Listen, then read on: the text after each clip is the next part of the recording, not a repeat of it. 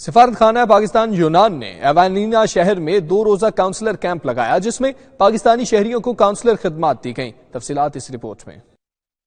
پاکستان کے قائم مقام سفیر یاور عباس نے ایوانینا شہر کے میئر تھامس بیگوس سے ملاقات کی اور 2 طرفہ دلچسپی کے امور پر تبادلہ خیال کیا۔ انہوں نے ایوانینا کے پولیس چیف سے بھی ملاقات کی اور اہم امور پر تبادلہ خیال کیا گیا۔ یاور عباس نے ایوانینا کے ایگیا ایلینی، لاکوس، ایمفیتیا اور ایکسوہی کی پناہ گاہوں میں پاکستانی شہریوں سے ملاقات کی اور ان میں گرم کپڑوں سمیت دیگر بنیادی ضروریات کی اشیاء تقسیم کی۔ انہوں نے پناہ گاہ میں موجود افراد کے مسائل سنے اور ان کے حل کے لیے اقدامات اٹھائے۔ قائم مقام سفیر نے ایوانینا کی سینٹرل جیل کا دورہ کیا اور وہاں موجود پاکستانی قیدیوں سے ملاقات کی اور ان کو بھی بنیادی ضروریات کی اشیاء مہیا کی گئیں۔ انہوں نے جیل کی پولیس چیف ایلینا سے ملاقات کے دوران قیدیوں کی بہبود سے متعلق معاملات پر تبادلہ خیال کیا۔ سفارت خانہ کا عملہ موجودہ حکومت کی بیرون ملک پاکستانی شہریوں کے مسائل کو